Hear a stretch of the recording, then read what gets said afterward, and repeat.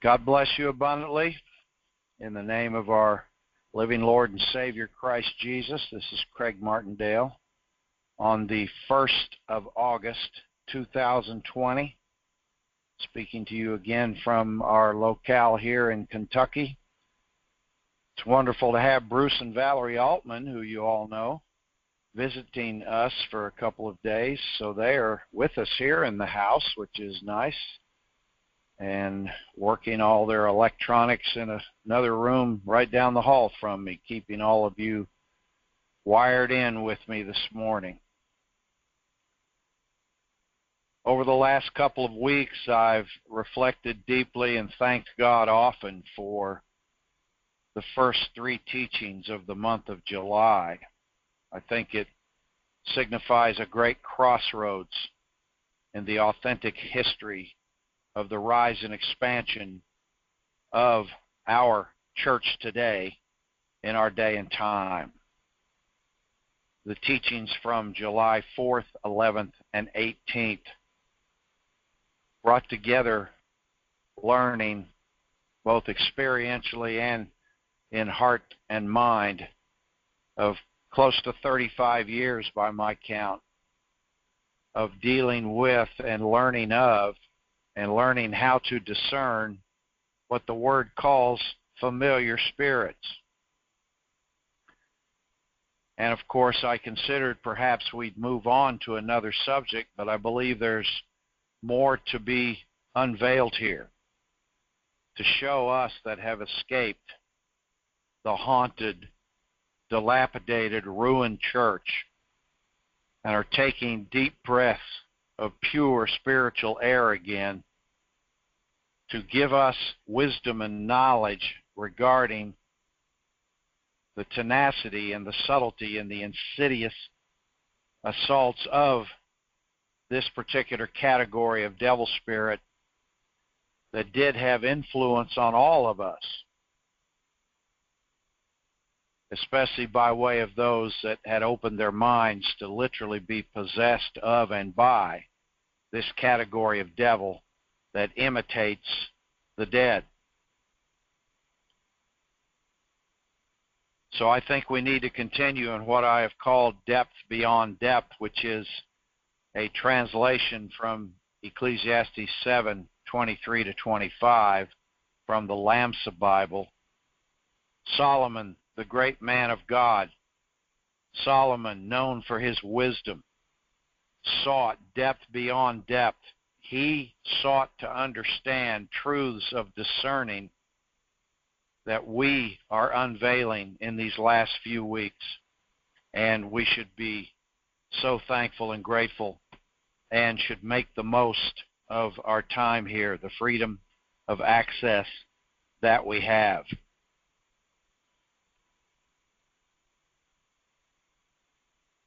We handle a number of scriptures with the familiar spirit phrasing in it, but I think we need to reread a couple of those and then see how many more of these we can read. There are 16 Old Testament scriptures that use the words familiar spirit. Now that's from Young's Concordance. I'm not yet ready to jump up and down and make a major point about numerics yet, because when you make a major point about numeric numbers and occurrences, we always make sure that we've checked it from a number of languages and a number of texts and different renderings. Obviously, at times, a Hebrew word is rendered into several different English words. I've checked this out as efficiently as I know, but I don't choose to make a big deal out of the numerics yet. But 16 is still quite an impression.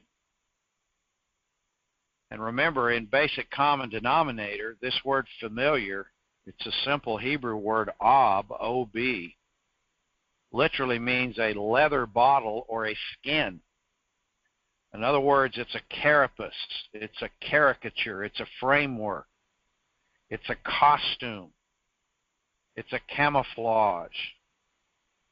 It's a pretense. It's a disguise from a negative point of view. For instance, if you were to look at a bottle of beer you'd say, may I have that beer? You're literally saying, may I have that carapace? May I have that container? May I have that in which the liquid is contained? See, that's familiar. It's the cover. It's the pretense. And the infiltration of this devil spirit has been most notable in our day and time to turn aspiring, able ministers of the New Testament into teachers of the law. And before we read some of these familiar spirit occurrences, look at Job. Job was the first written revelation given.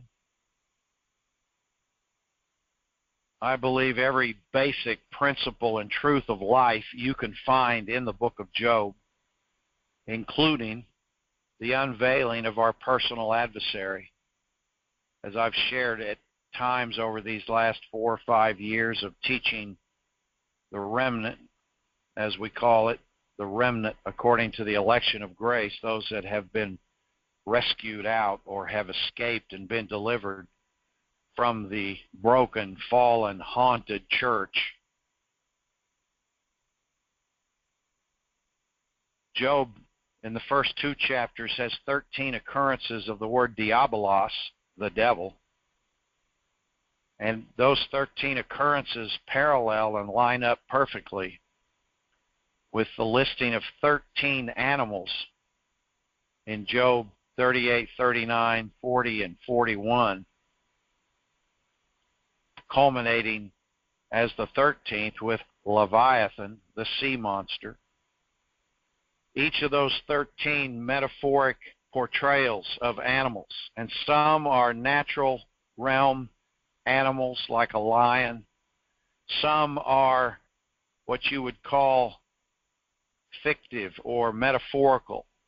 For instance, in the word, you're aware of the use of the word dragon. Well, a dragon is a mythical beast. A dragon in imagery and in literature, including the Word of God, is a combination of animal forms from the natural realm. There is literally nothing like we know of a dragon in literal body, soul, natural life. But in the Word, it's used in a great metaphorical sense. So Leviathan is like that. Leviathan is the combination of many amphibious creatures, vicious and mean and terrifying. Leviathan is also a combination of all the previous 12 animals come together in that grand allegorical, metaphorical, horrendous concept of the sea monster. Even the river horse. Many try to squeeze the word and say it's a hippopotamus, which is the 12th animal listed. Well, there are aspects of a hippopotamus called behemoth in the King James, behemoth, but there are aspects, if you read the word carefully, which they don't do, that have nothing to do with a hippopotamus, have nothing to do with his characteristics. So that tells me we're moving into a mythical, metaphorical beast, even with the 12th animal. There's others, like the animal that's called a unicorn. Obviously, the unicorn is a mythical animal. And so you have a combination in Job of the natural realm animals like lions and ravens and vultures, ostrich, as I recall, the wild ass, the war horse. You have the magnifying and exemplifying of their tendencies to illustrate aspects of diabolos. And then you have those that really go hyperbole, really go high octane, taking into the mythical category like the behemoth and Leviathan, and perhaps the one called unicorn. And if you let the word speak and you understand figures of speech, then you don't limit yourself on recognition of how these 13 animals at the end of the book of Job unveil the nature of our enemy here in the first written revelation. Dr. Wirbel taught us many times over the years that first occurrence defines the rest. And this is a truth that deepens in significance the more I work this wonderful word, as I was directed and commanded and exhorted and taught how to do in our second core principle, receive training in the whole word, not just a part of it, so as to be able to teach others. How many of my core brethren have fallen short in working the whole entire word and making that the basis of their so-called ministries, their so-called fellowships, their so-called organizations? They have failed. They have failed on core principle 1, acquire an in-depth spiritual perception and awareness. How many of them ignore the discerning of spirits category? How can you have an in-depth spiritual perception and awareness if you ignore discerning of spirits? Now, I can see that done in denominational Christianity. They're so stupid and terrified, they don't even want to mention the adversary. They want to just work it all in terms of psychological principles and human relationships and horizontal. But when it comes to our way core, who were trained and shown and instructed by God's mercy and grace, the whole word, how many have fallen short? It's tragic, but it's true. And many of you have had to claw your way out of these false ministries, fogged up miasmic with the operation of familiar spirits. Many of them adamantly and boldly proclaiming that they want to get us back to the ministry of Victor Paul Wierwille. Well, that's a great impetus from a familiar spirit, always going backwards. Dr. Wierwille exhorted me to go forward. He was always thankful and proud of me when I took his work and expanded it, amplified it, took it into realms that by his own mouth several times he told me over the years that I was seeing things that he had never seen before in the Word. He told me when I first taught my rise and expansion of the Christian church to that great advanced class 79, those 4,000 advanced class grads, I came backstage and he said to me, "Son, you're documenting things in the Word that I've just been doing by inspiration for years. And I'm so thankful that you're establishing this for our people." Well, that's what he called me to do. And it was our Father in the Word's great unveiling of the Word, which I still am building upon and learning from, as I trust you are as well, who exhorted us to continue to grow. Well, Book of Job, most of you are aware of his great study, Job from Victim to Victor. And I've had the joy of expanding that work. And one thing that I think fits with our work on Depth Beyond Depth is to see the spiritual basis of miserable comfort. Where is the best place to find the spiritual basis of miserable comfort but the first occurrence of a miserable comforter opening his yap? I've often said they'd be a lot better if they'd have kept their mouths shut like they did for 7 days. When it says back in chapter 2, verse 11, "Now when Job's 3 friends heard of all this evil that was come upon him," Job, "they came every one from his own place, Eliphaz the Temanite, and Bildad the Shuhite, and Zophar the Naamathite. For they had made an appointment together to come to mourn with him and to comfort him." Well, that's a godly purpose. When people have been assaulted, there's a godly response.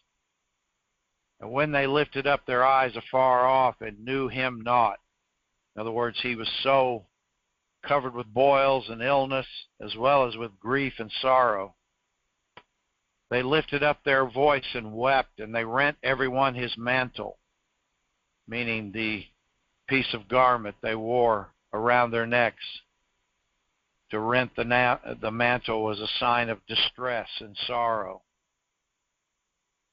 and sprinkled dust upon their heads toward heaven.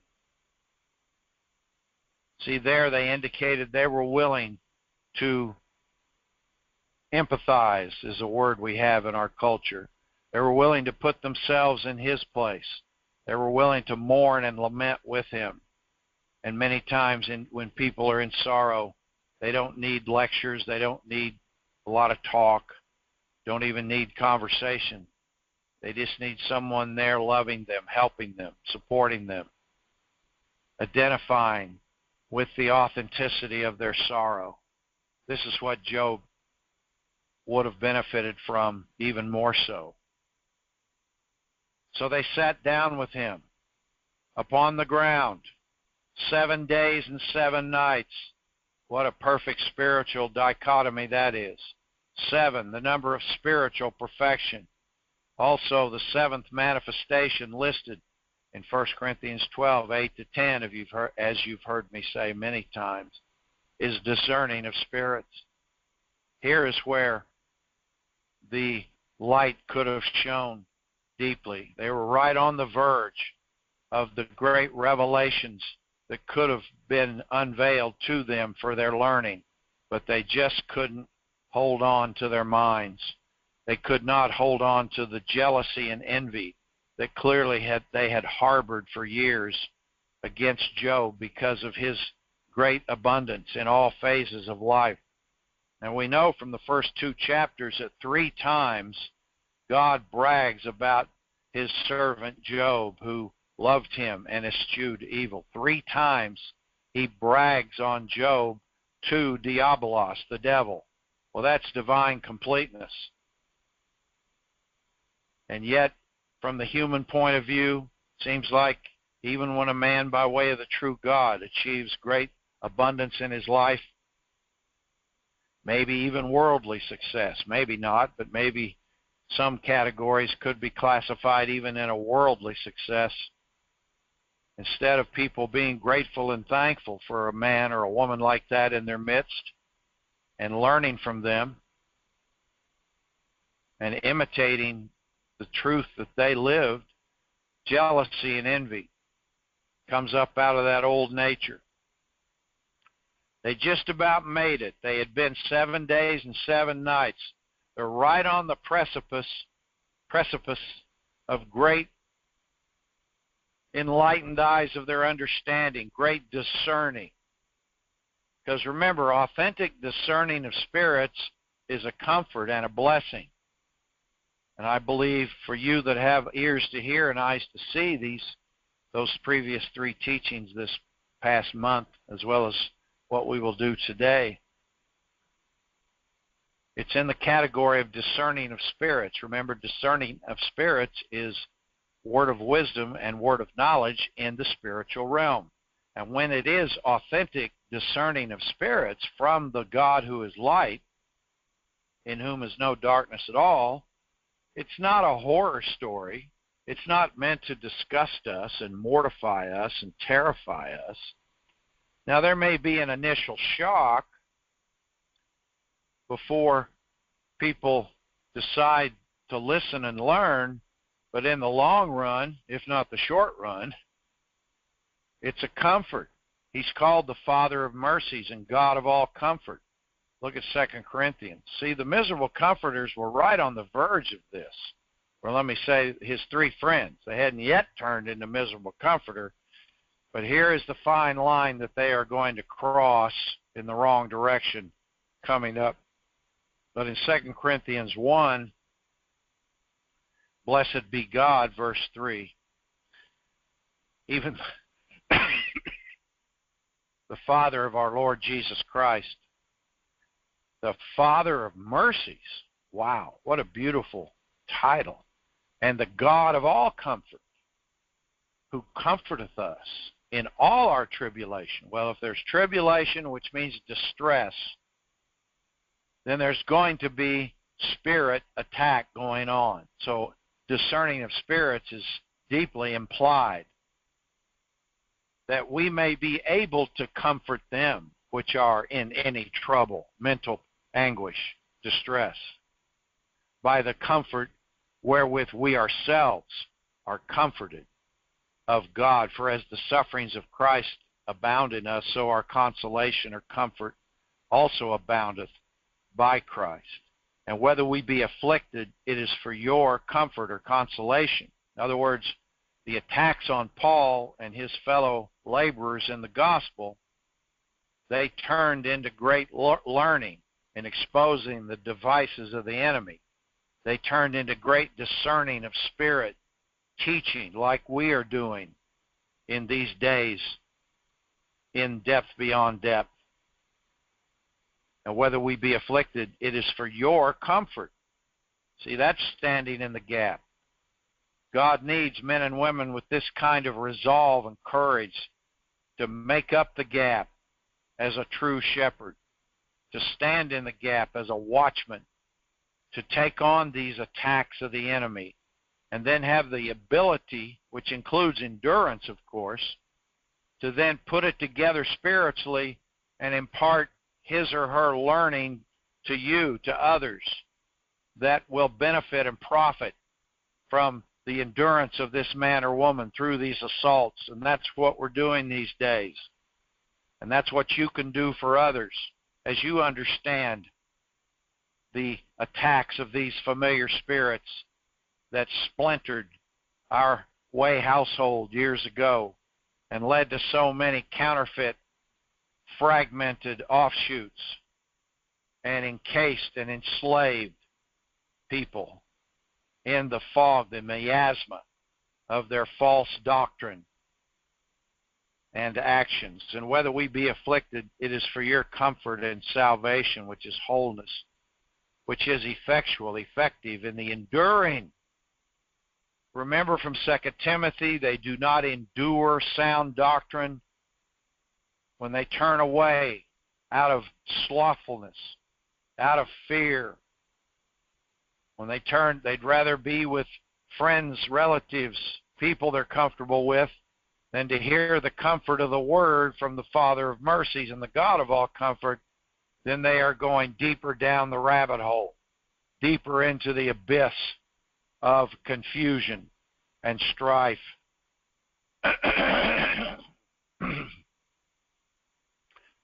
Which is effectual in the enduring of the same sufferings, which we also suffer. Yes, that's how he became such an authority on how the Corinthians were attacked.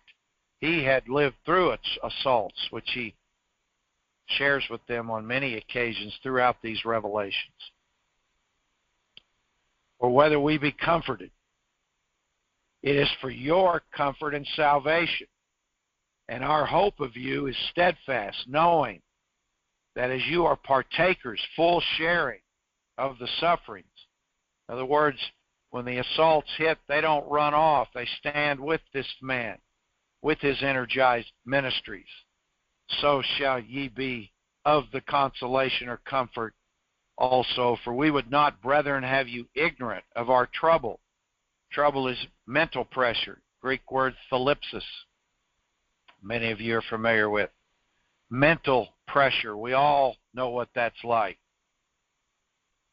He says, I would not have you ignorant.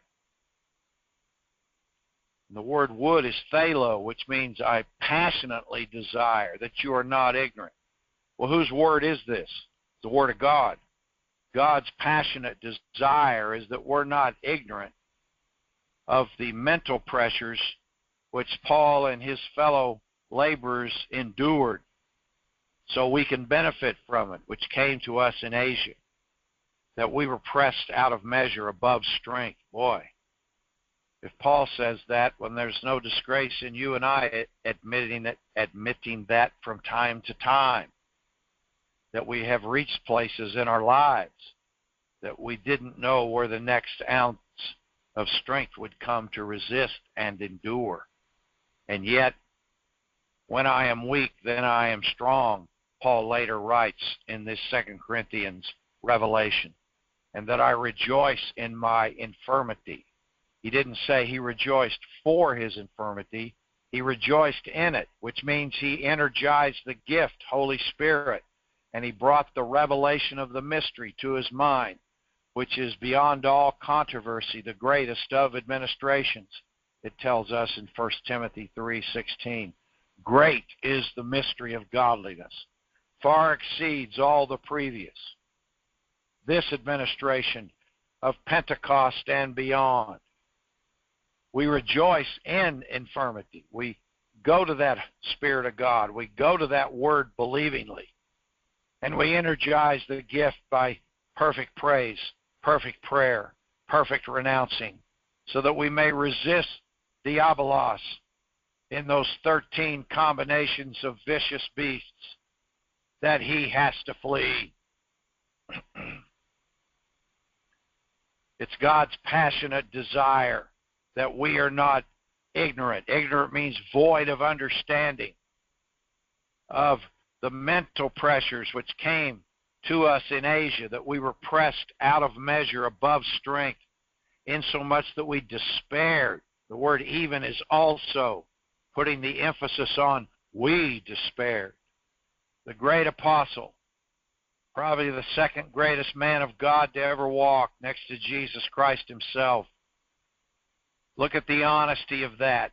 Despaired of life.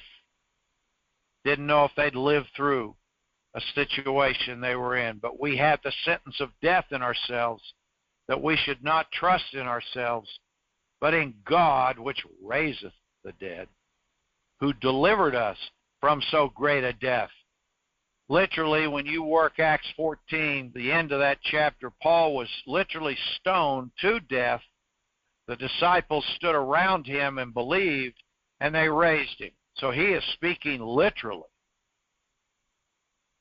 of a deliverance from physical death. And some of you have been close to it, if not had similar experiences. We've certainly all been above strength at times and into deep despair at times. But we had that meekness still deep in our heart to reach up, reach for Him, reach for the Father everywhere present, and to energize that gift believingly and take those ways to escape that He has made available, who delivered us from so great a death and doth deliver, meaning He'll continue to do it. This is the Word which is an eternal now, in whom we trust that He will yet deliver us. And it goes on. Look at that comfort. See, back to Job, discerning of spirits, when you properly recognize it, should comfort you, should explain to you why things were so hard and difficult at times in the past, why certain prayers just never quite got answered. And when you went to those fogged up false ministers and you asked them questions, all they gave you were alibis, excuses. They didn't even give you any honest confrontation. A lot of times the reasons your prayers aren't answered is because you haven't got enough of the Word dwelling richly in your soul. Prayers answered doesn't mean praying more. It means working the Word more, and you can pray less, or at least have to pray less to get something done so you can move on to something else. They didn't even give you the benefit of honest confrontation. They might have given you criticism and condemnation. That's not what I mean. But they give you alibi. An alibi is not the truth. There's never an alibi that fits with weakness in our lives. If there's a reason I'm under attack, I want to know. If there's a reason it seems to perpetually stay on top of me, I want to go to this Word, build my believing. Only the Word builds believing. Only you working out your own salvation with fear and trembling, cultivating your own wholeness with respect and awe, as it says in Philippians 2:12. Any teacher can only help people to see how to do that themselves. Cultivate your own wholeness. Peter said, save yourselves from this crooked generation.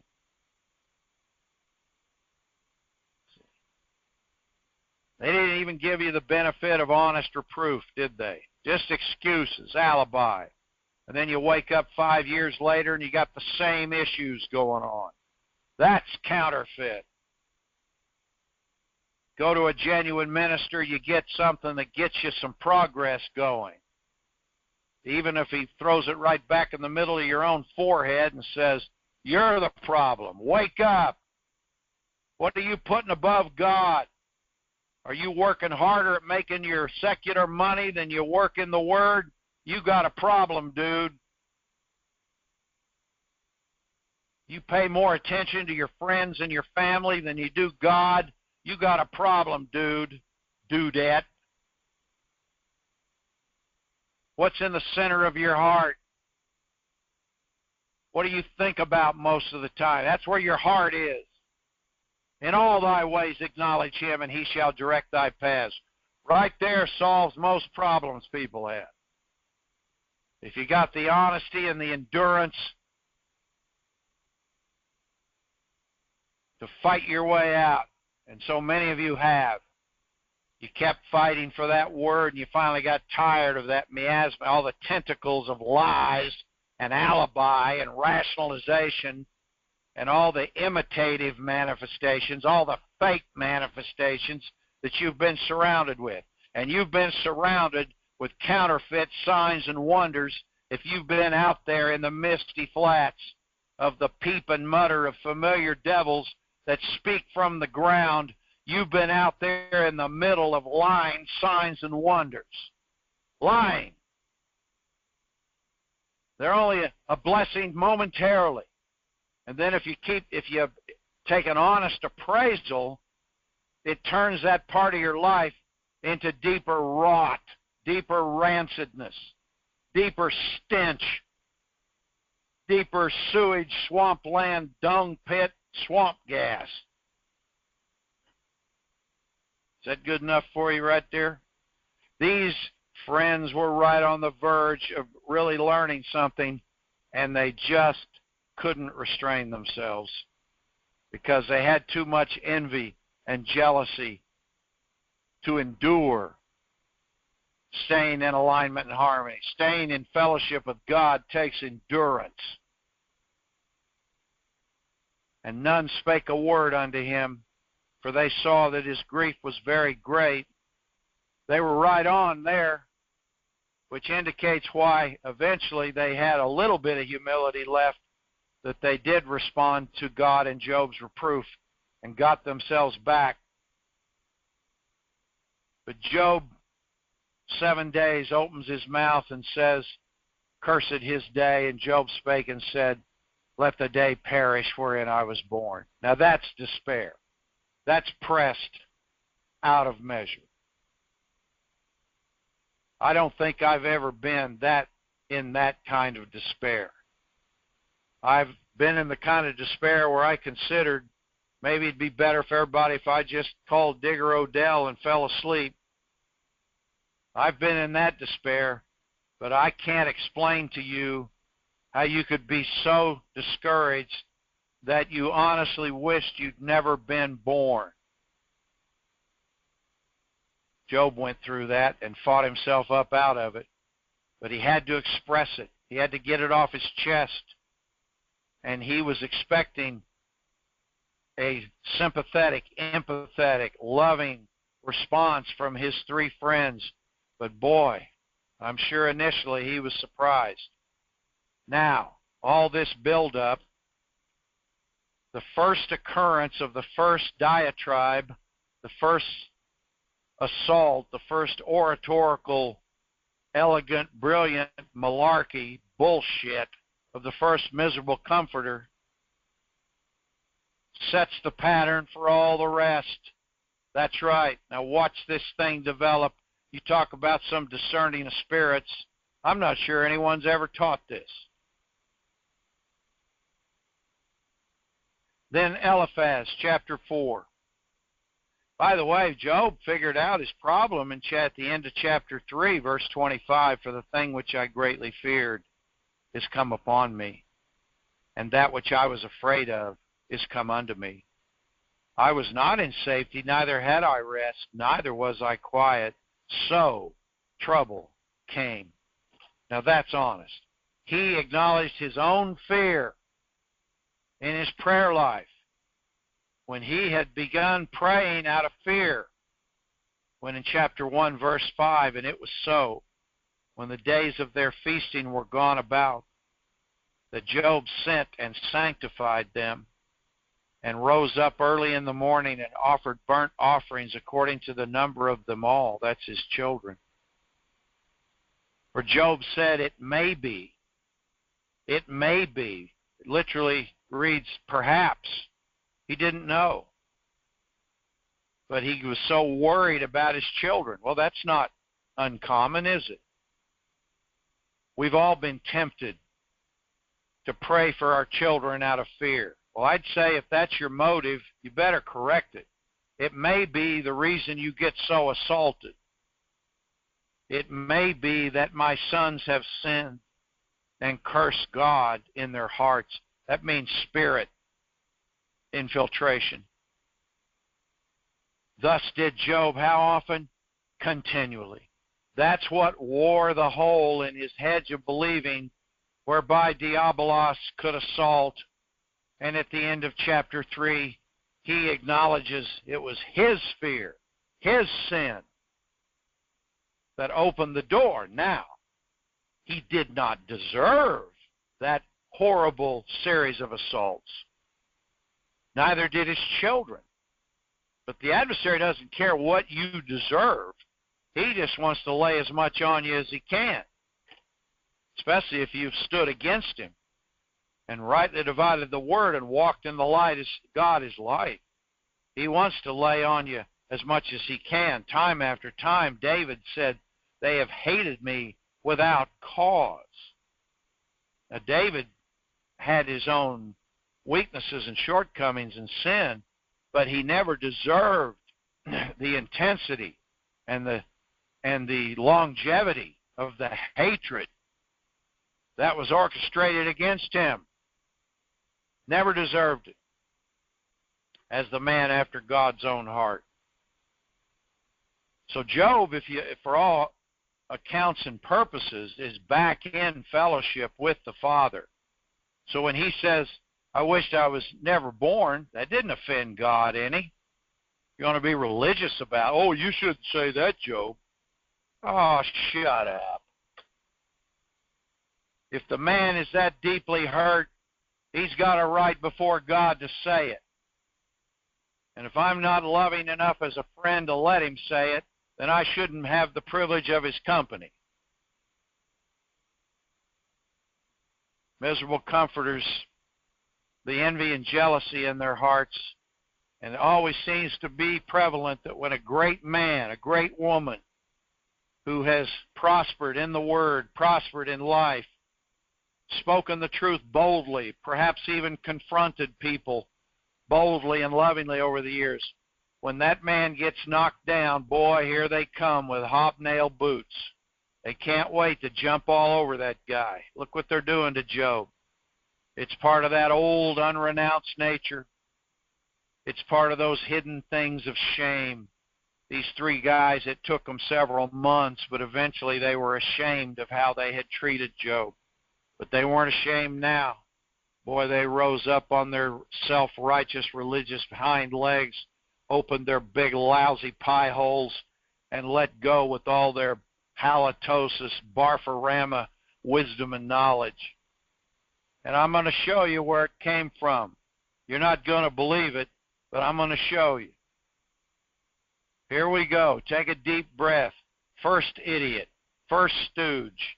Then Eliphaz, the Temanite, answered and said, if we essay to commune with thee, wilt thou be grieved? Can I tell you, Job, what I really think, or are you going to be upset with me? But who can withhold himself from speaking? My goodness. Job already knows he's in for it. He said, I can't withhold myself from speaking. Well, who's behind that? That doesn't sound like the true God working in someone. Sounds like devil spirit to me. Sounds like he's right from the get-go, from his first foul breath spiritually, he's admitting that a devil spirit's pushing him to speak. Yeah, see it there? I can see it. Behold, thou hast instructed many. There it is. The word instructed in the Greek is that word noutheteo, Noutheteo. It's used a number of times in the New Testament, and it means admonish. You know what it means in essence? Confront. So there it is. Yeah, Job had confronted them. And apparently, instead of lovingly responding to that reproof, and how many times I saw this, they've held it in abeyance as a grudge for years until the prime opportunity came up to jump all over a guy as soon as any weakness or anemia or comeuppance occurs. Well, sounds like sense, knowledge, politics to me, doesn't it to you? Sounds like the religious realm to me. Doesn't sound like the way believers should respond. If I've confronted you on something rather straight, rather hard, if you please, the best of my ability, and you've taken that lesson and made it your own, then why the first time I'm knocked down would you want to jump down my throat with your hobnail stinky boots? That's what these guys did. Obviously couldn't wait out of envy and jealousy to really lay into Job. And they had convinced themselves they were doing God's will. Well, this is miserable comfort. And you've all been on the receiving end of it. Perhaps at times we've even stumbled and given it some of our own. But I think in our hearts we've recognized it and corrected ourselves. Behold, thou hast instructed many, and thou hast strengthened the weak hands. Thy words have upholden him that was falling, and thou hast strengthened the feeble knees. Well, there's a little bit of recognition that Job has helped him. But now, but now it is come upon thee, and thou faintest. It toucheth thee, and thou art troubled. Already he's stomping on him for feeling bad. Is not this thy fear? Well, he already admitted that. So you're just telling him what he's already covered with the Father. Thy confidence, thy hope, and the uprightness of thy ways, that's sarcasm. He's saying, look how upright you are, Joe. You're cursing the day you were born. You're saying, be better if you never existed. Let that day be darkness. Let not God regard it from above, neither let the light shine upon it. Let darkness and the shadow of death stain it. Let a cloud dwell upon it. Let the blackness of the day terrify it. Wow. He's hurting, isn't he? Instead of lovingly recognizing with godly empathy the depth of the hurt, which I don't think should have been that hard to recognize. They recognized some of it for 7 days and 7 nights. This guy's just sitting there brewing over his lecture. He's offended by how deeply Job is hurt. Well, that sometimes is indicative of a lack of renewed mind. Someone opens their heart to you, shares the depth of their hurt, and all you are is offended. Well, I'd check myself before I started blabbing. Make sure you're not miserable comfort reacting. Remember, I pray thee, whoever perished being innocent. A lot of people have. See, that right there is a lie. How many times do the philosophers and all the, especially if you hear a successful person interviewed. Well, if you'll work hard, and if you'll do what your bosses tell you to do, you'll be successful. That's a damn lie. That's a damn lie. And I've read it to you from Ecclesiastes. The race does not go to the swift. Men of understanding are not rewarded. Time and disorder happeneth to all. Why? because there's an adversary and a devil spirit realm. They want to convince you that the world, this is great. They like to say the universe, right? The universe will honor your hard work. The universe will honor your sincerity and your diligence. Liar, liar, face on fire, shut the F up. You don't know your head from the backside of a goat. Time and disorder happeneth to all. Now, I know the word says, whatsoever a man soweth, that shall he also reap. I know despite the way the world reacts to us, God rewards us. God blesses us. God will energize within us. He will bless us with our need met. He will bless us with fruit of the Spirit.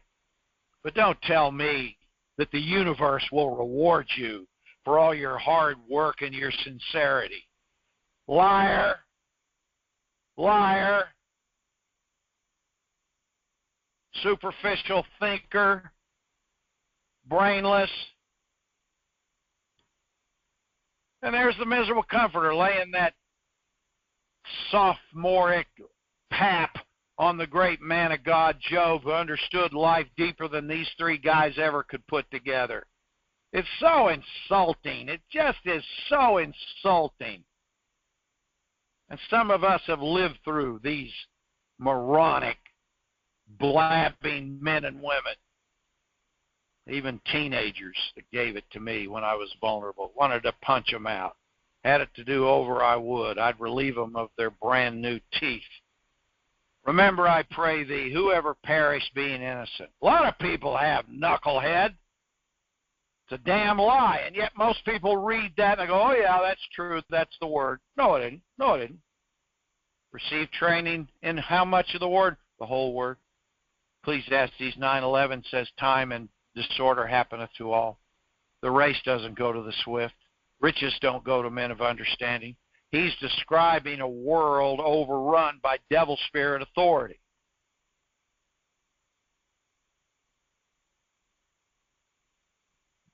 Doesn't mean your need isn't met, but that's from the Father, not from the universe. Respect the universe. Suck on it, universe. The God of this world is in charge of the systems of this world in which we live. You know, that whole idea of the overwhelming deity goes back to the 1st century. I just looked some of that up. You know, you have a deist. A deist is someone that believes that God created the earth and just stands back, and one philosopher said, pares his nails, meaning trims his nails and just watches what we do. Doesn't intercede, doesn't get involved, doesn't help anyone, just watches. That's a deist. Well, that's stupid. That totally denies the word. My word says he works within me to will and to do of my good pleasure. That's pretty personal involvement, wouldn't you say? Then they added this universalist imagery where the universe of itself is our deity. So it's a combination of this philosophy of universe, as the universe is what you rely upon. You hear them say this all the time now. Well, the universe wouldn't let me go, or the universe opened these doors for me. Anytime you see someone attributing the universe to either success or failure, they are giving credit to the prince of the power of the air. He's just another disguise of Diabolos, the 13-pronged monster of the book of Job, established with 13 vicious beasts at the end. Anytime someone gives credit to the damn universe, for good or bad in their life, it's just another form of worshiping Diabolos, giving credit to Satan, giving credit to Beelzebub. You see, I can hardly read these miserable comforters without going livid, without going volcanic. Have you noticed? Oh, brother, let's try to get off verse 7. Even as I have seen. Oh, brother, look at the arrogance of this guy. Well, what does that tell you? That tells you from the get-go that none of these guys can wait to blow all over Job. First, this is first occurrence. Now this sets the pattern for all the rest, even if it doesn't repeat a lot of this. Some of it does repeat. Quite an education. You ever read all the miserable comforter diatribes and assaults? Man, get ready. Have some nourishment next to you. That'll wear you out.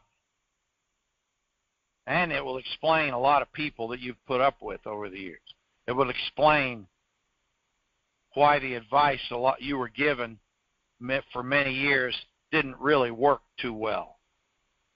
Many times did you more harm than good. Even as I have seen, they that plow iniquity and sow wickedness reap the same. Oh my gosh. He just called the man that God Almighty himself said was a perfect, mature man that loved God and eschewed evil. God said that 3 times of him. He just said that Job is a man of iniquity, that he has plowed iniquity and sowed wickedness, and that's why you've reaped all this horrible, horrible stuff. That's a real friend, huh? That's a real friend, huh? By the blast of God they perish. Well, I put lowercase God here, God of this world. He's the author of death. And by the breath of his nostrils are they consumed. Oh, that's great comfort, isn't it? That's why they're called miserable comforters. The roaring of the lion and the voice of the fierce lion and the teeth of the young lions are broken. Now this is a reference to Job. Job, you've been a great roaring lion, and you've raised children. Those are the young lions. And you've fiercely taken on life. But now, Job, your teeth are broken out. Look at the religious hatred. Look at the envy and jealousy rising up monstrously to hit this man in a most vulnerable scenario. The old lion perisheth for lack of prey, and the stout lion's whelps are scattered abroad. He goes on with this thing. Watch this thing develop now. Now, a thing was secretly brought to me. Margin says, by stealth, and mine ear received a little thereof. Here's the impetus for the whole assault. Watch this thing. In thoughts from the visions of the night, when deep sleep falleth on men. Now he's referring to a deep spiritual, physical sleep. I can read between the lines and say he's deeply asleep spiritually, spirit of slumber. Falleth on men. Fear came upon me. Does that sound like the true God working in him, willing to do his good pleasure when he says back in verse 1, who can withhold himself from speaking? He has a revelatory impetus to climbing all over Job. But the question we must answer here is what God gave him this revelation. Let's read it clearly without preconceived private interpretation. The commentaries say this was the true God that gave him this. I beg to differ. Fear came upon me, and trembling, which made all my bones to shake. I don't want to have any kind of revelation like that tonight, do you? Look how clear this is. Then a spirit passed before my face. He saw a physical manifestation of a devil spirit. Now, whether it was ectoplasm, literally in the physical room, or whether it was hallucination devils, and I think that's what it is, the hair of my flesh stood up. It stood still. First occurrence of the first assault of a miserable comforter, and he's describing a devil spirit visiting him in the night, and this is the impetus for his assaults on Job. Watch me tie it into familiar spirits. Watch this. Watch God tie it in, and I'll point it out to you that have eyes to see and ears to hear, and I'll show you the basis of all these counterfeit, fragmented, worthless ministries that some of you have had to dig yourself out of. All of us have, to some extent. Then a spirit passed before my face, the hair of my flesh stood up. That doesn't sound like the true God to me. It stood still, but I could not discern the form thereof. What constellation perpetually hides itself on the horizon? Cetus, the sea monster, Cetus. It's one of those variable constellations. It flickers on and off according to the time of year. It hides and then it resurfaces. It hides and then it resurfaces. Why did God set that constellation in the heavens except to teach us the nature of Leviathan, the sea monster? The constellation is called Cetus, Cetus, which is fine. You might as well call it Leviathan. Get out Bullinger's Witness of the Stars and read what he writes about Cetus. That'll show you why. Which God is it that so hides himself? You're never quite sure who it is. You're never quite sure if he's going to lead you this way or that. That doesn't sound like a God who is light. It stood still, but I could not discern the form thereof. An image was before mine eyes.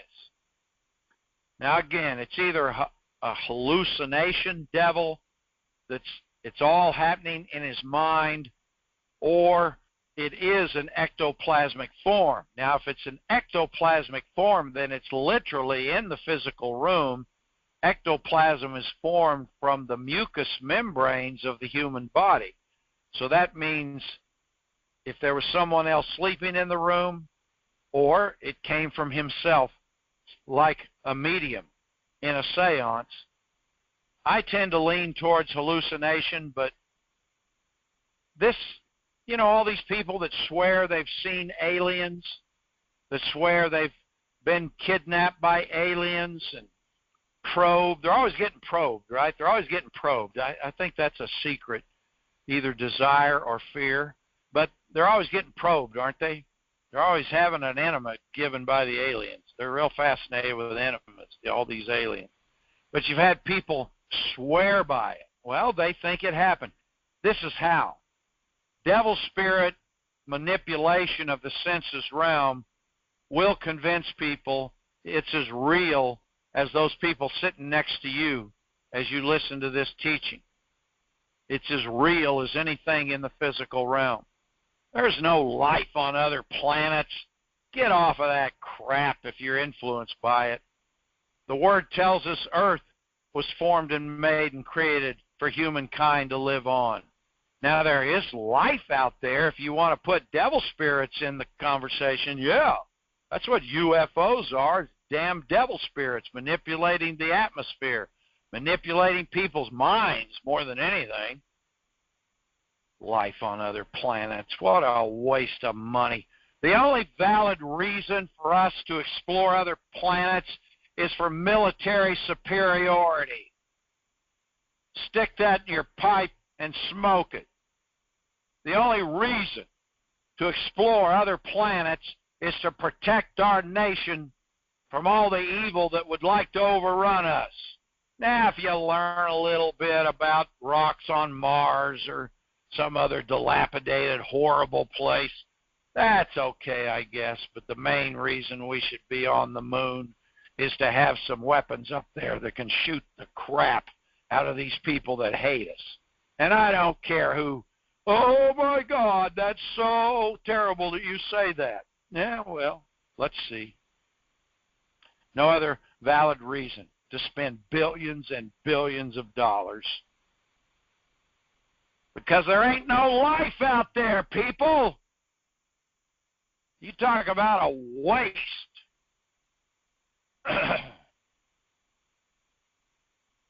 Oh, brother, don't get me started. Fear came upon me. Well, that's from the adversary. A spirit passed before my face. He's possessed. It stood still. An image was before mine eyes. This is the basis of miserable comfort, and it's still true today. Whether they're ever as honest as this guy, he thinks he's describing God working in him, but he's describing devil spirit manipulation if you got half of an eye or an ear to hear and see. You got to see this. There was silence. The center margin reads, I heard a still voice. And I heard a voice say, now it's auditory. Clairvoyance is seeing things by devil spirit manipulation. Clairaudience is hearing things. All the manipulation of word of wisdom, word of knowledge, discerning of spirits, when the true God speaks with a still small voice, or when the true God gives us images of help and direction like he does for us. Shall mortal man be more just than God? This is all from the adversary, the accuser. Shall a man be more pure than his maker? Well, who is the spirit ragging on here? Job. That's the basis of Eliphaz the Temanite attacking him and accusing him of being iniquitous. Behold, he put no trust in his servants. Is that true or is that a lie? Well, it's a damn lie. What do you mean he put no trust in his servants? He gave us the word. Already he had given spirit upon. He gave mankind paradise to administer and take care of, Adam and Eve. You know, most people just read that and say, oh, okay. It's a damn lie. Wake up and smell the lies. And his angels he charged with folly. Hold on. You know whose angels were charged with folly? Lucifer's. Here is a great trick of the devil's people all through the ages. They turn their sins onto you and to me. They blame you and me for the terrible things that they instigate. That's miserable comfort. That's diabolos. That's a familiar spirit. You take the blame for what they engendered. His angels, he charged with folly? No, he didn't. Michael and Gabriel have never sinned. Michael and Gabriel and their cohorts have never turned treasonous. Lucifer, the spirit sent representing the commander-in-chief, that's the one who are charged with folly. Have you seen that before? How much less in them that dwell in houses of clay? Well, that's referring to the human body, whose foundation is in the dust. We are made from the dust of the ground, which are crushed before the moth, ? Would you call that a high opinion of God's creation? I would call that ultimate disdain. I would call that hatred of human beings to the deepest degree. No wonder it says in Isaiah, he smites with continual stroke the exactress of gold. That's hatred for God's creation. And yet most commentators, most Christians, most ministers read that and they say God was saying all this to Eliphaz. You got to be blind, people. You got to be slothful. You got to be in a stupor of drunken ignorance spiritually to say that the true God said all this stuff. They are destroyed from morning to evening. Whose will is that? Diabolos. That's his will. That's what he tried to do to Job. That's what he did to all of Job's children. What he did to all his employees and his friends. It's what he did to his property and his wealth and his livelihood. This is the raw will of the devil. And yet most read it and say God is saying this to Eliphaz the stupidite. Eliphaz the first stooge of the three. They are destroyed, beaten in pieces from morning to evening. They perish forever without any regarding it. Nobody cares. That's his will. That's his fantasy. Perish people forever. The second death of Revelation. Doth not their excellency which is in them go away? What's the excellency? I haven't got time to back it up with everything I've worked on this. He's referring to the Spirit upon them, what we know as the gift of Holy Spirit. You're seeing the will of Satan. Doth not their excellency? We have this treasure in earthen vessels, it says in 2 Corinthians 4:7. That explains it right there, doesn't it? It's his passionate craving that in the Old Testament he could get them so copped out, full of fear and idolatry, that they would lose the Spirit. Saul lost it. Balaam lost it. Doth not their excellency which is in them go away? That's the will of Satan, Lucifer, Diabolos. They die. Who's the author of death? Even without wisdom, he wants us to die. He wants us to die ignorant. He wants us to die in disgrace. That's the will of the prince of the power of the air, the commander-in-chief. Now, how am I going to tie this to a familiar spirit? Imitating someone dead before. You know how? Keep reading. There should never be a chapter break here. Look at verse 1 of chapter 5. Call now, he's saying to Job.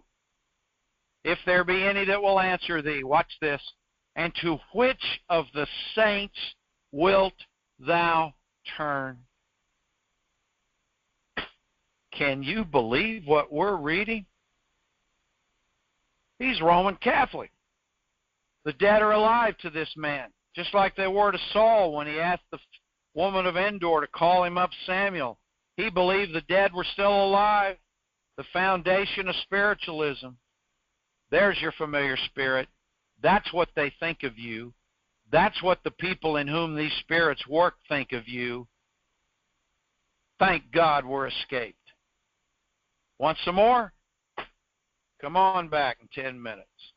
Bless you. All right, let's go to Leviticus.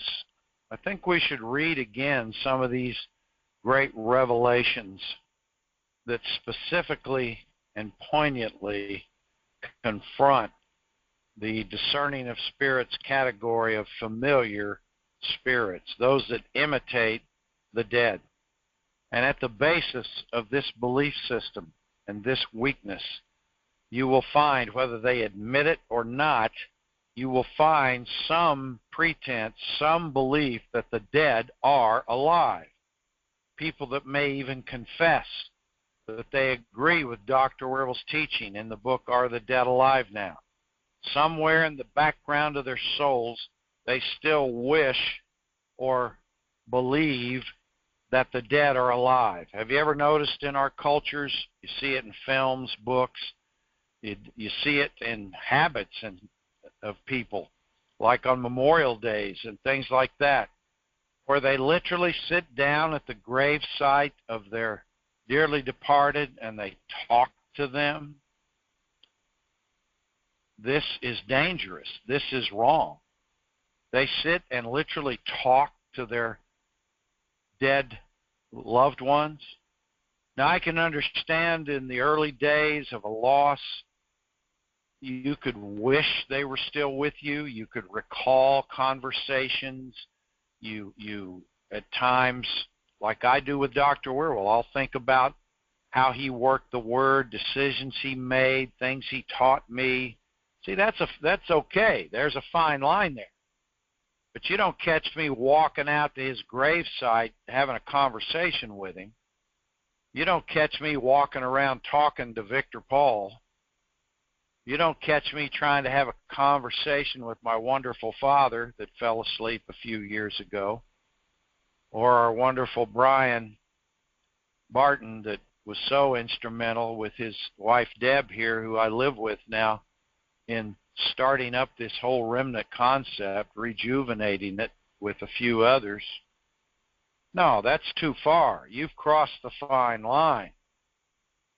That's dangerous.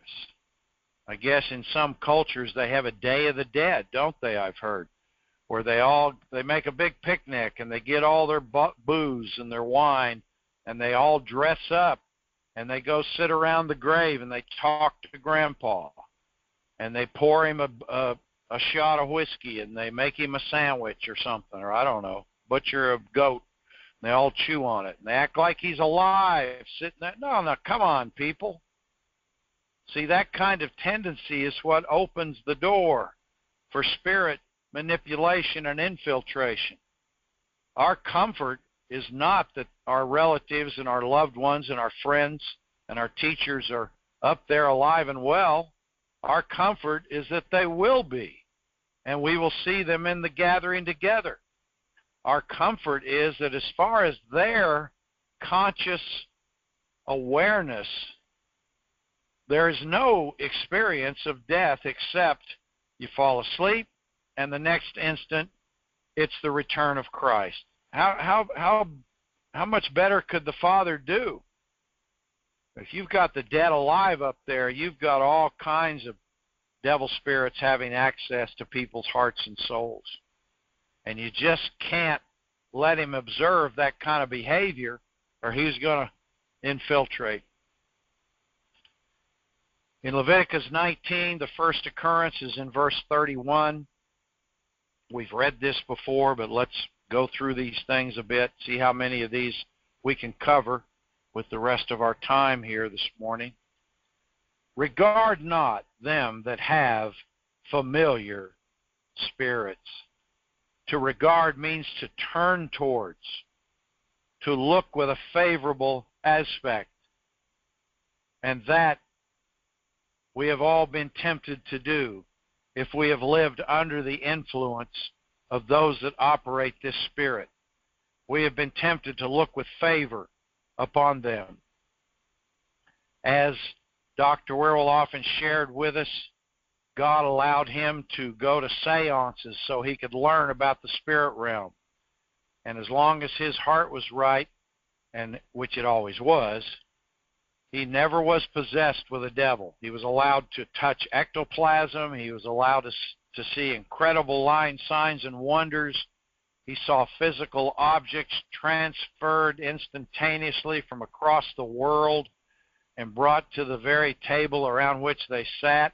So he started to learn how the devils could manipulate the physical realm through their knowledge of the physical universe with atoms and molecules and the spaces in between everything. He used to say to us often, you see this desk, it appears to us to be solid, but in reality we know that it's got gaps all in it, and devil spirits know how to exploit those gaps. So this explains much of the lying signs and wonders of the spirit realm. He saw that stuff. Likewise, I believe he had me to go through two major experiences in my life with leadership operating this familiar spirit and many others, because of course the familiar invites in many specialties. And to work my way through for a number of one occasion was about 3 years long, the next was about the same amount of time.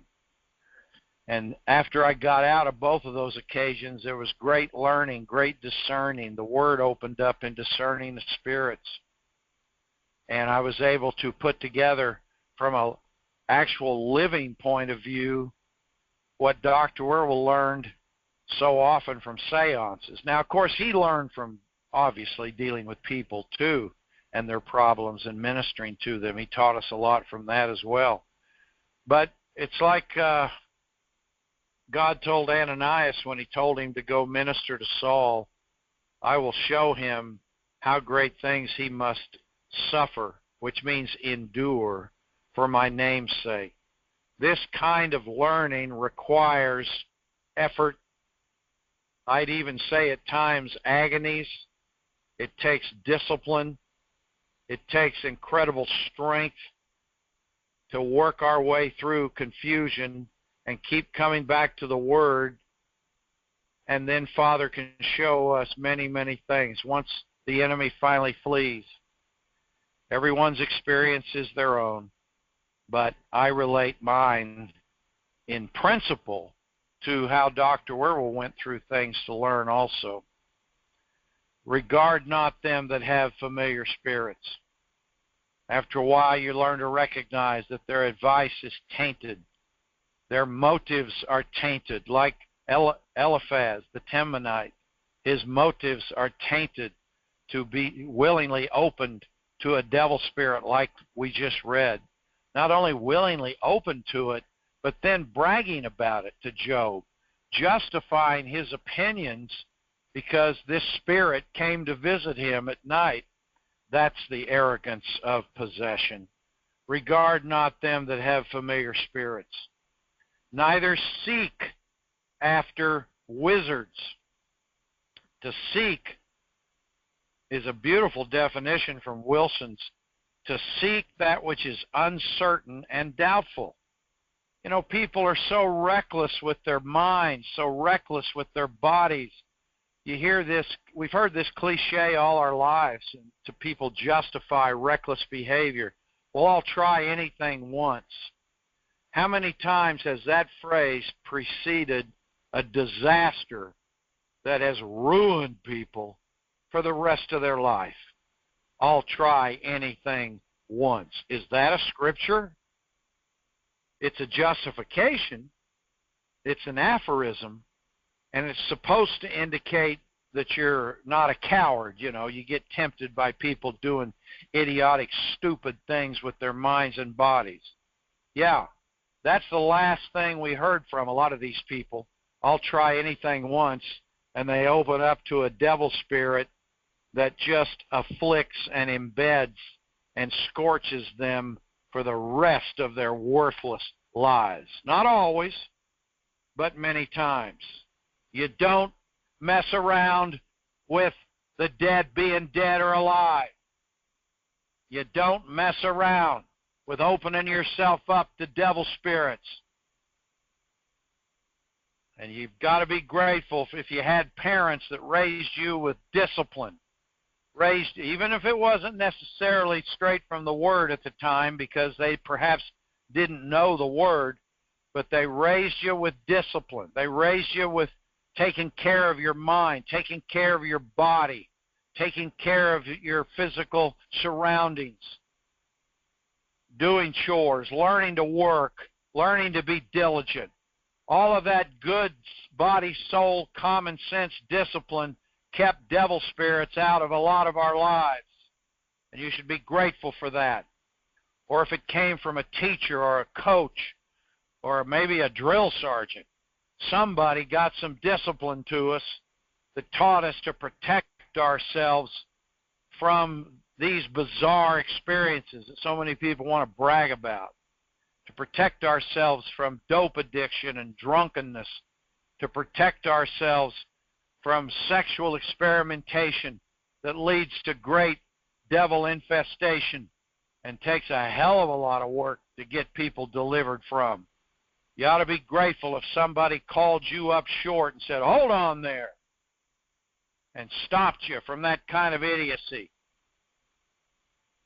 And yet so many times in our culture, freedom is defined by being able to lose your mind, go crazy, like all these idiot rioters that think they're expressing their freedom, and all they do is turn into a bunch of damn criminals.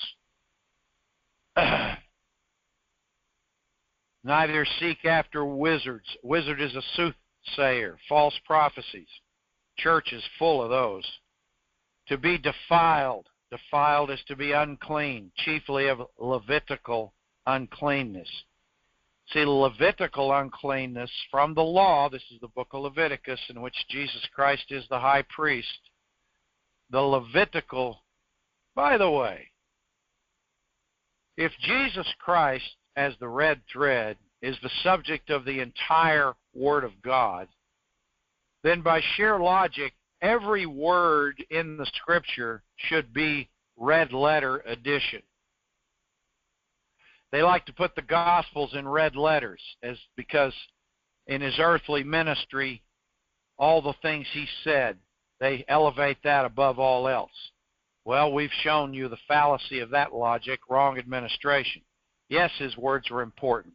But if he is the subject of the whole word, why shouldn't the whole Bible be red letter? If you're going to be honest. See, they don't think it through.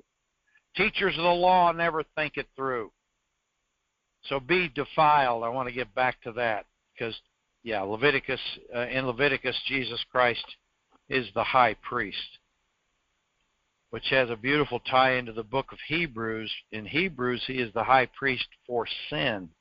So you see great truth regarding his abilities and capabilities and accomplishments in that metaphoric appraisal. But it's a defilement that's of a Levitical uncleanness, which puts it in the leadership category. And that's who the enemy really wants to defile. Sure, why not? Defile the leader subtly. Defile the leader with familiar spirit peeping and muttering. Defile the leader with the rebellion and stubbornness that the word says of Saul is as the sin of witchcraft, as idolatry and iniquity. Now you can take more people out into outer darkness more quickly to be defiled by them. I am the Lord your God. Amen. Look at chapter 20 of Leviticus. We'll just see how many of these we can get through. Again, in Leviticus, there's 3 occurrences in Leviticus of familiar spirit confrontation. Verse 6, and the soul. Now let's just stop right there. Your soul is who you are. Your soul is everything about whom you are. Your personality, your attitude, your mindset, your principles or lack thereof, your emotions. All of these aspects can be manipulated to tempt people and taint people to familiar spirit obedience, like we've been reading. And the soul that turneth after such as have familiar spirits. They try to get at us through our tendencies, through our weakness. These devil spirits have observed our lives. Now, as we've taught, the deeper you get into this word and the deeper you believe what I write, for instance, on bestowing more abundant honor, on speaking in tongues, I believe the more we can protect ourselves from these spies, devil spirit spies. I imagine a lot of you brought your Bestow More Abundant Honor book. I'm not sure the way things are going this morning spiritually if we'll get to this, but I just suggest you have it on hand. We will. I have prepared things in here, but I'm not sure we'll get to it with the time left today, but I appreciate you bringing that with you. Also, I'd like to say that we had reprinted and improved my book of lyrical meditations I call Thou Desirest Truth in the Inward Parts. We had it reprinted by this company that did the bestowing book, so that I believe it's in a much more usable format with the binding, and we had the print enlarged. It's still in a pocket type size where you can carry it around easily. And I just think even you that already have the original one we did, I think I'll just go ahead and send everyone this new edition. If you don't need it, perhaps you can share it with somebody. And I would like to encourage you to, again, allow yourself to get blessed with these lyrical meditations. A while ago when I was talking about how discerning of spirits is a comfort and a blessing, I had come across this one this week on page, well, in this book it's on page 66. The numbering might be different on the ones that you have in front of you, but you can just listen. And again, all these are in alphabetical order, but this is called The God of Surprises. The God of all comfort surprises me with his mercies. blessings beyond anticipation, delightful happenings outside of imagination, above all we may ask or think. He works his miraculous touch into the fabric of a day, even reaching to my inner heart to startle me affectionately with intimate truths. The God of great surprises manifested in radiant disguises, working mightily within the willing soul of blessings from unexpected sources. His Son, the red thread versatile means by way which mediates the countenance of God to my heart. See, I think there's a lot of truth in there. I really think a lot of these could be utilized as personal words of exhortation and comfort if you'll take some time with this. So you'll be getting this in the next weeks or so, and if it is an addition to what you have, and perhaps you can share it with someone if you like. But I believe you'll like the new format, and it's much more manageable and a bit easier to read. But I did want to mention that. But it'd be good to have those two books every time we get together, the Lyrical Meditations and the Bestowing More Abundant Honor. And we'll see how this rolls. But the soul that turneth after such. I'm reading a nonfiction book about a spy, a KGB spy, and on the very first page of the book, in the introduction, I think it was the first page or the early pages, this man who they suspected, he was a KGB officer, and he was being suspected of perhaps being a double agent. And while he was off on a trip, they sneaked into his room and planted all kinds of bugs, the KGB, microphones. But the thing that intrigued me, they sprinkle a radioactive dusting on his clothes and on his shoes. Now, I guess in modern times, there's a more modernized version of this. This was back in the 80s. But they sprinkled his clothing with a radioactive dust, so then when he went out wearing those clothes and those shoes with their equipment, they could follow him. And as soon as I read that, I thought, well, that's what devil spirits do. They brush up against you, in a manner of speaking, if you let them, through people, through devilish situations, through circumstances where, if you're honest, the still small voice has warned you to stay away from, but you want to prove how brave you are, so you go jumping off the pinnacle of the temple anyway, like the devil tempted Jesus to do. And you get tainted, you get marked, you get contaminated. I tell you, physical viruses like we're going through can be so easily passed, where if you're within 6 feet and you sneeze, you could make somebody ill. How adept do you think devil spirits are? You talk about contagious. Now, I'm not necessarily saying that they can possess people that quickly, but they can bring devilish influences. They can attack, they can hurt, they can jab you when you least expect it, even physically. So why allow their radioactive dusting to mark you, to be followed and snooped upon all your life? So we walk by believing, and you believe greater is he that's in you than he that's in the world. And you just, when you pray for yourself going into a day, you clean yourself up spiritually.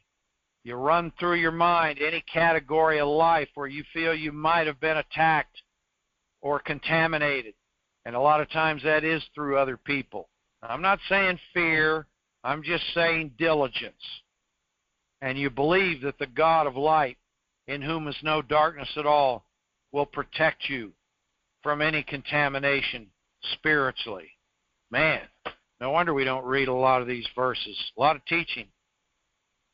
But see, that's what the word soul stimulates my thinking, because the soul is everything about you, your hobbies, your recreational activities, your friends, your acquaintances, your fellow workers, what you like, what you don't like, your politics, I guess, all that crap.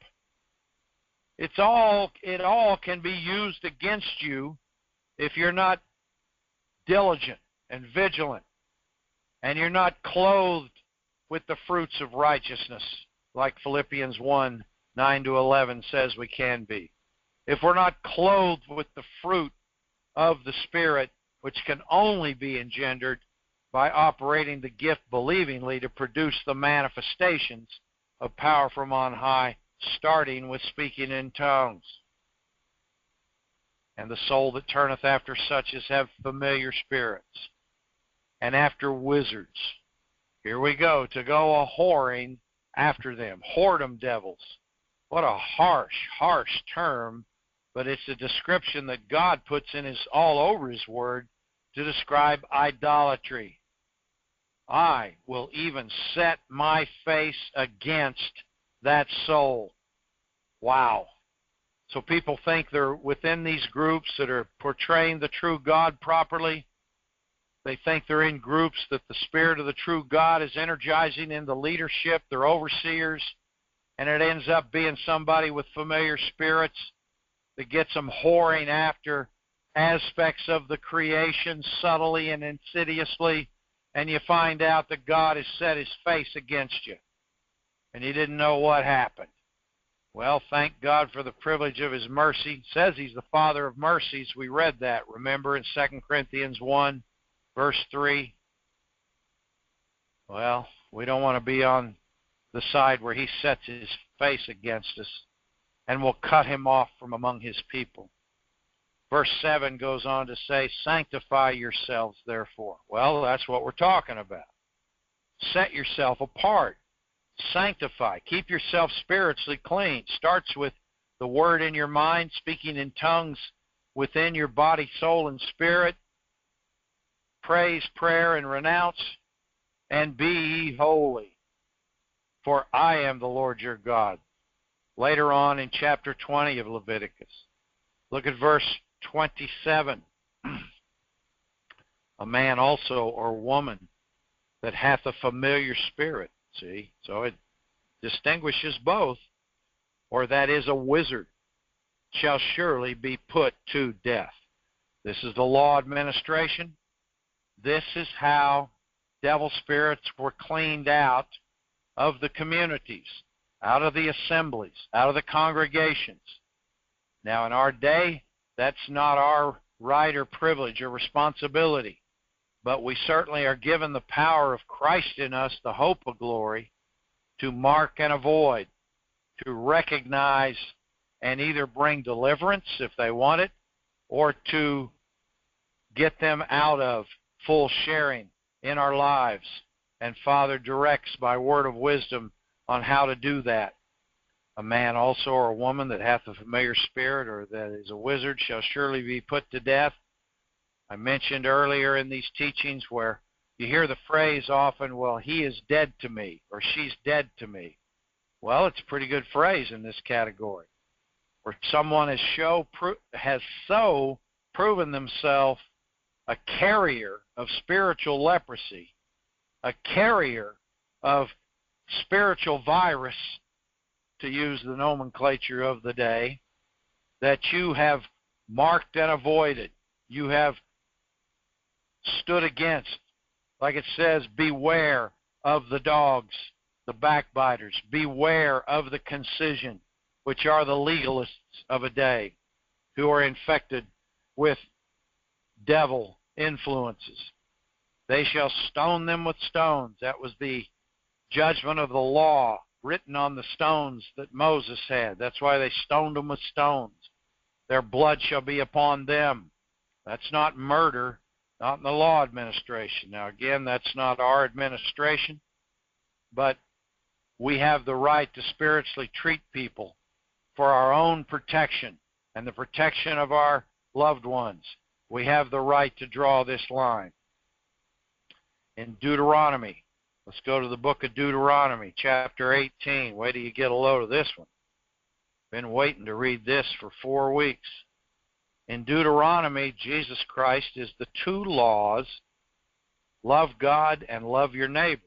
So Deuteronomy is the last year of their wandering in the 40-year period in the wilderness. And in Deuteronomy, Moses gives a summation of everything he has been trying to teach them for all those years.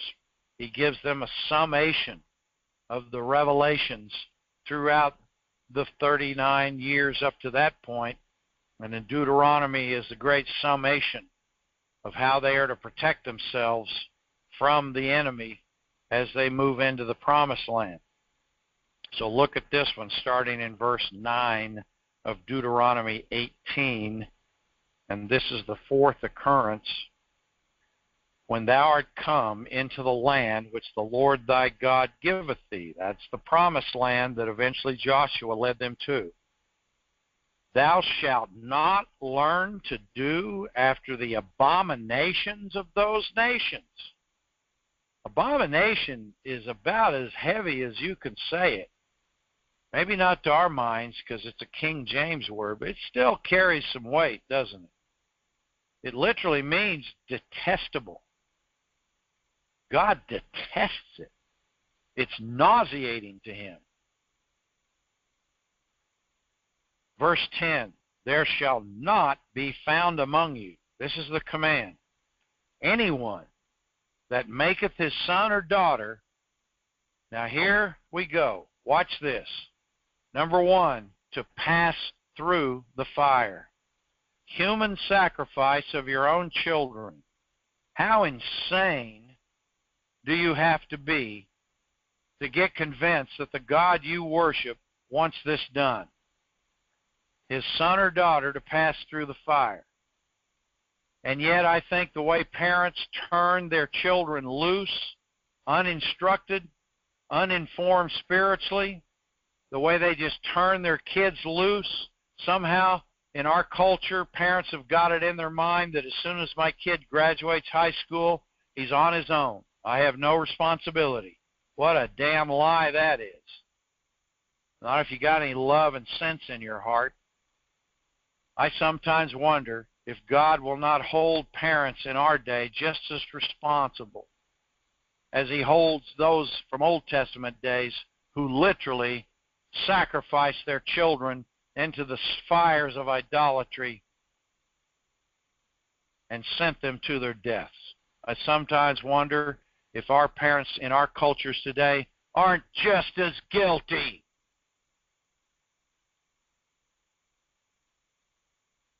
Or that useth divination, that's two. Enchanting, casting spells, which is, I've told you in previous weeks, to me, that's their prayer life in these counterfeit ministries. They say they're praying for you. They say they're interceding for you. They may be speaking in tongues. The speaking in tongues is genuine, but the spirits have got their minds so turned around backwards, their emotions, their souls, their interests, that essentially they are casting spells. And when you open your heart to one of these false ministers, and it ends up a situation you shared with them, a confidence, and then you end up getting attacked in that category, well, you've experienced familiar spirit intercession. You've experienced someone who says they're praying for you simply sending forth spells of cursings by devil spirit power. Or three, an observer of times. Well, that's clear. They deal with omens. They practice black magic. They have all these implements in the senses realm to give them guidance, so to speak, horoscopes, casting of dice, putting out, what's that thing in the Word, Old Testament? They put a fleece before the Lord, Gideon. I knew people in our ministry that did that. So screwed up I couldn't even describe it. I'd told them the Word, told them the truth, but no, they put a fleece out to get God's will on whether they should stay on staff at one of our locations. Well, there you go, playing with devil spirits, taking an Old Testament record and letting the devil spirit realm use it to fool you and screw you up, all because they didn't want to hear the word I was teaching. Well, there you go. So they got fleeced, all right. People think they're so smart doing this baloney, don't they? They grab the wrong parts of the word and apply it at the wrong time. Observer of times. Or 4, an enchanter. There you go. 5, a witch is a sorcerer employing incantations, like the great sorcerer Simon in Acts 8, like the witch of Endor in 1 Samuel 28. Or a charmer, 6. Or 7, a consulter with familiar spirits. How do you like that? The 7th one is a consulter with familiar spirits. So no wonder we are taking such time. No wonder, as Father shows me things that we worked our way through for years, that this familiar spirit is the pivotal devil in all the hurt, all the confusion, all the chaos, all the breaking up of the unity of the Spirit and the bond of peace that we enjoyed for periods of time. A consulter with familiar spirits. Or 8, a wizard. Or 9, necromancer, man, questioning the dead, seeking guidance from the dead. They look for signs in their houses, whether a picture's hanging this way or that. They cast sticks, they cast stones, they cast dice, and they look for guidance. That's all a counterfeit of the great Urim and Thummim of the high priest in the days of Israel, with the 12 stones representing each of the tribe on his ephod. But that we are way beyond that in our day and time. You don't need an ephod. You got Christ in you, the hope of glory. And you can walk by the 9 manifestations. How many? 9 categories. Isn't that significant? When you think of 9 manifestations of Holy Spirit in our day, when you think of 9 fruit of the Spirit in our day, when you think that 9 is 3 times 3, divine completeness squared, 3 to the second, exponential, divine completeness squared, divine completeness doubled, which is established. And literally the number 9 means the final word on the subject. So these 9 cover this whole category of spiritualism and devil spirit manipulating that those born of the wrong seed utilize to steal and to kill and to destroy. All of these 9 translate into different operations and phrasings and recognitions, even to our day in our grace administration. But much of this is hidden behind religious behavior. You ever notice all these ministries, they're always talking about send your prayer requests in, because they think if they can give you half an answer on a prayer, you're going to send a check in next time. It's all bogus. It's all the love of money, the root of all evil. It's all contaminated. Verse 12, for all that do these things are an abomination unto the Lord. Because of these abominations, the Lord thy God doth drive them out from before thee. Thou shalt be perfect, which means, mature, spiritually mature. Thou shalt be mature. This is the same word in reference to Job, that Job was perfect and upright. He was mature spiritually with the Lord thy God. For these nations which thou shalt possess or inherit hearkened unto observers of times and unto diviners. But as for thee, the Lord thy God hath not allowed thee so to do. That's drawing the line, setting the framework. Try anything once. What a stupid aphorism to base a life on. What a stupid way to govern a life. What a ridiculous philosophy. What a dangerous, dangerous, reckless, idiotic ethic to live by. Nothing can steal the word faster from us than these 9 false fronts and affronts, which are insults, against true godliness.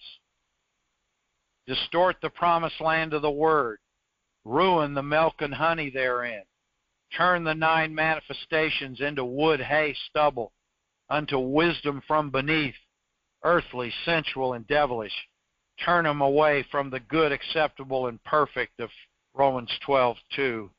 These 9 categories will certainly do that quickly. Your prayers will become an abomination, as it says in Proverbs 28:9. Your prayers become detestable before God. And they turn to divinations, conjurings, spell castings, calling on devils, noisy gongs, and clanging cymbals. Let's keep going here. Number 5, 1 Samuel. So we read a couple of these from the great 1 Samuel record, which I exhorted you to read Dr. Wirbel's study on 2 weeks ago. But let's read the verses that particularly mention familiar spirits and see what comes up in these last few minutes. 1 Samuel 28, verse 3. Now in Samuel, remember, Jesus Christ is the root and offspring of David. So what does that tell you when you read Samuel? It tells you that David is the standard. David is the touchstone. So when Saul became filled with jealousy and envy against David, well, there's a clear example. Who's right, who's wrong? Obviously, Saul's wrong. David is operating the true Spirit of God. Saul is operating devil spirits. When David would play his instrument and Saul would be released from devil spirit possession, Saul was humble to the ministry of that young man. But later Saul tries to murder David at the dinner table, fires a javelin at him at a banquet, and yet he got away with it. David ducked and left, and it says he behaved himself wisely. He walked by the Spirit. But boy, David is the touchstone, like he was with Goliath. He is the standard in Samuel. His heart, his life, his teaching, his believing, his caliber, his quality. He was the eighth son of Jesse, chosen to be the king, the youngest, out tending the flock. Slew a lion and a bear with the sling. Boy, oh boy, what a guy. Now Samuel was dead, verse 3 of 1 Samuel 28. And all Israel had lamented him and buried him in Ramah, even in his own city. And Saul had put away those that had familiar spirits and the wizards out of the land. Now by this time Saul is completely out of alignment and harmony with David, with Samuel, and with God. He is performing these religious acts because he is desperate. The Philistines are on the doorstep, and it threatens his kingdom, and he goes through these religious operations like you see political people do from time to time because they're desperate, not because they love God. These were just religious actions unto self-induced righteousness. These were inept pretenses, so spirits could hide more efficaciously. But when this pressure is on, look what happens. We go to verse 7. Then said Saul unto his servants, Seek me a woman that hath a familiar spirit. Well, there you go. I've spoken before about people that live in the midst of their own self-induced paradoxes. They live with contradiction, slothfulness, blindness, and fear keeps them from resolving their own contradictions of ethic, of moral, of personal conscience. You don't do that. You go to the Word. You believe God as much as you're capable. You resolve personal contradictions of right and wrong, of godliness and ungodliness. And for the most part, if you're honest and serious, this can be done. If there is a category where you just can't quite reach an answer, Well, ask one of us to help that have been around this thing a little longer. And if you're still not satisfied, maybe there are some things you just have to cast your care upon him. But I think for the most part, major doctrinal and practical paradoxes in our lives can be resolved if we honestly hunger and thirst after righteousness. That I may go to her. Saul didn't resolve his. He got desperate, and he fell back on the old philosophy that the dead are alive, and inquire of her. And his servant said unto him, Behold, there is a woman that hath a familiar spirit at Endor. I believe these servants, these advisors, included men born of the wrong seed. And I can track these suckers back to chapter 9 when Samuel first ordained Saul to be the king, that they were close to Saul, and he never got rid of them. He did have a godly servant in chapter 16, verse 14, that gave him grand advice to bring the young man David into his presence to play his harp and release him from the devils that would get to him when he got under distress. That was good advice from a godly servant. But there were then ungodly that he allowed to infiltrate, and found they were ready for this. They knew there was a woman with a familiar spirit, and they knew this would take Saul into oblivion, which is always the will of the adversary. So there's your seed of the serpent behind the scenes. Next occurrence in verse 8, and Saul disguised himself and put on other raiment, and he went and 2 men with him. That's the 2 seed men, I believe. They came to the woman by night, and he said, I pray thee, divine or perceive unto me by the familiar spirit, and bring me him up, whom I shall name unto thee. Verse 9, and the woman said unto him, Behold, thou knowest what Saul hath done, how he hath cut off those that have familiar spirits, and the wizards out of the land. Wherefore then layest thou a snare for my life to cause me to die? Every time Dr. Wierwille taught this, he pointed out, look how the devil spirits had fried the brain cells of this woman.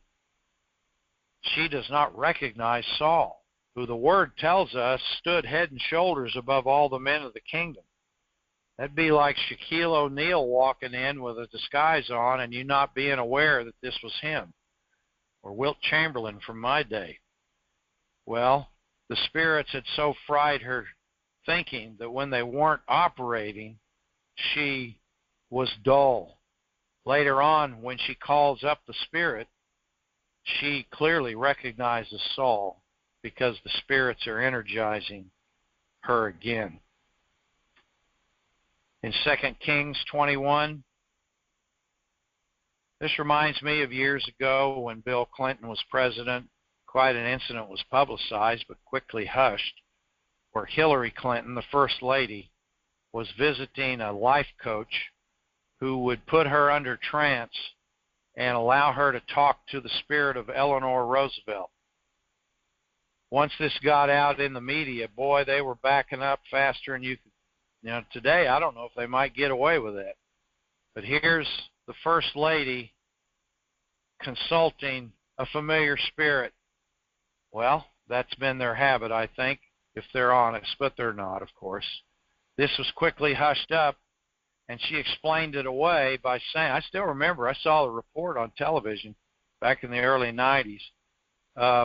She said this was just a mental exercise to help her relax or something, dumb thing.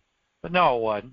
The woman she was going to was a witch, even though she didn't look like, she looked like a businesswoman, looked like a psychiatrist, and she was opening the mind, her mind and Hillary's mind, to the influence of this spirit imitating Eleanor Roosevelt. Well, Eleanor Roosevelt's dead, so it was a devil spirit of a woman who was herself a hardcore lesbian and of course much admired by the feminine and by those girls, much admired by the ladies, and still possessed as a new boot in hell, as Dr. Earl would say.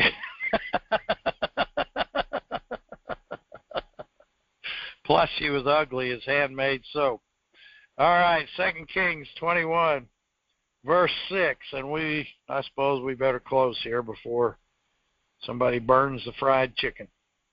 And he, Manasseh, made his son pass through the fire. Golly, look how devilish that is. And observed times, and used enchantments, and dealt with familiar spirits and wizards. He wrought much wickedness, Poneros, in the sight of the Lord, to provoke him to anger. You're always going to see familiar spirits imitating the dead at the basis of culture. I'd like to hit one more thing that, again, is very unpopular, but bear with me. Of course, every time the subject of Native Americans comes up, all of us, again, are held accountable and made to feel guilty because we stole their land, they say. We should have let their Indian tribes function and thrive. And again, it's just a great indication of superficial thinking. If you've done any kind of historical reading on those days, which we have, many of us have, these Indian tribes hated each other even as much as they hated the white men, murdered each other, tortured each other, and all of them worshipped devil spirits. All of them, especially animal spirits. What do you think a totem pole is but representations of animal gods that they prayed to? And when the white settlers started to move through, and of course I understand they weren't perfect, and white men did do a lot of terrible things as well. They all did terrible things. But one thing it did, it cleared out a lot of devil spirits. It cleared out a lot of animal spirits, which are the worst, making people beastly and vicious. And when the promised land was taken by Israel, that's what they did. Now, I wouldn't liken it completely to Joshua and the gang taking this country, but of all the criticism and all the hand-wringing and of all the crybabies that want to still think we're all responsible, it did open up our nation for the Word of God to finally live and thrive through a few honest men and women that truly loved God over the years, getting rid of whole civilizations based on the worship of animal devils. In the long run, I think God smiles favorably upon that, despite what all your school teachers want to make you feel guilty about. So after that, have some fun. I'm sure we'll do some more next week. God bless.